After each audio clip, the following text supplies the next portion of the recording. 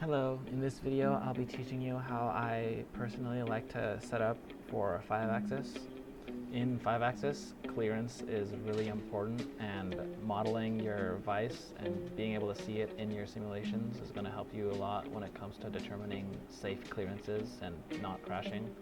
So let's pretend that we're just going to make this part here. This is some Nerf gun part that I made. So normally what you would do in 3-axis is you would start the setup from right here, and you just make the stock from one of these options here, or usually these two. But when you want to import these vise models into here, you're going to want to model your stock by itself. So you want to go back to the design space and model your stock.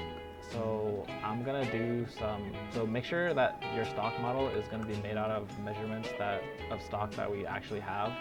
So I'm just gonna make this out of 2x2, for instance. This is obviously not centered at all, but it's fine, just pretend that it is. So you're gonna wanna extrude this 2x2, but currently it's cutting it out right now, but we don't want that. So you always want to make sure that this is that new body, so then this makes a new thing that's intersecting with it but not cutting it away.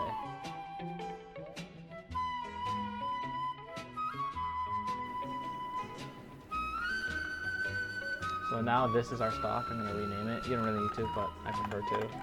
And we're also going to make the opacity more not fully opaque so then we can actually see it. So that's the part that we're going to make, and it's inside of the stock.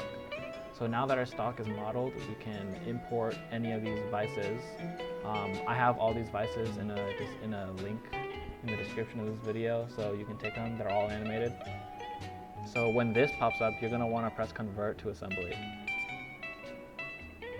So now that your vice is here, you just make it flat, and we want to use the align tool to align it and to get it to where we want it to go. So it's right here.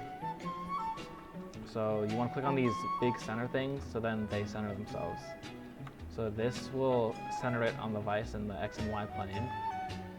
Now we want to put on the correct Z plane, so we want to click this, and then you can hide the vise again by just clicking this. And then you click the bottom, now the vise is going to be at the correct Z plane. So now that it's at the correct position, we're going to want to move the jaws. So we need to pin this bottom piece, which is this. Click on this arrow, and then all this drop down stuff will appear. So we're going to pin this, and make sure you click capture position. So now that'll let you freely move these things around without moving around the entire vise. So we'll use the align tool again, but this time to click the edges.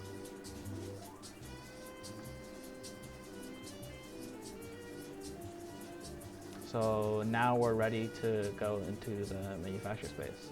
The risers are also here, so if you want to put them in, then you can.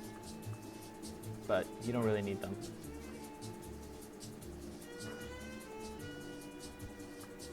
So we're going to make a new setup, and for our stock, we want to click from solid, so then we can click on the stock that we made, which is here. For our model, we want to click the stuff that's inside of the stock, so this thing right here. And for our fixture, we're going to click our jaws, which is this. Make sure for the machine you select whatever machine that you want to do. So for me, I'm just going to do UMC. You might not have machines in here, so if you want to find machines, just open the Fusion library, and if you go under Haas, it'll probably be there somewhere.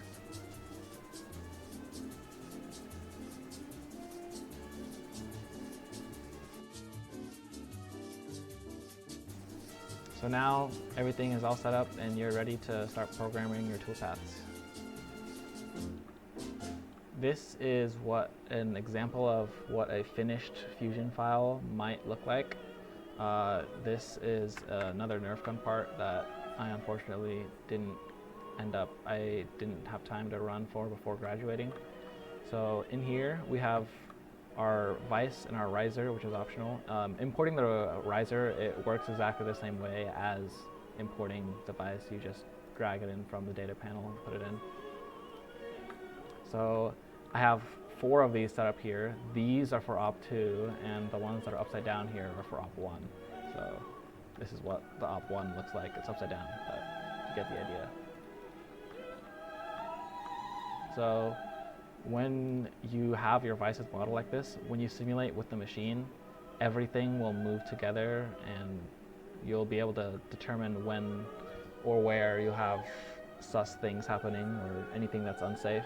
This program doesn't have anything unsafe, if I remember correctly. So yeah. Another advantage of modeling your jaws is you can also model soft jaws, and you can put your WCS on special areas where normally you wouldn't. So this WCS is on the jaws right here, which is on this edge here, and this is a 3-axis, but it works the same way. You are able to put it on 5-axis. This is also a round thing, but it doesn't matter. Hopefully you guys found this video informative, and hopefully you guys enjoy 5-axis and don't crash the machine. Have fun.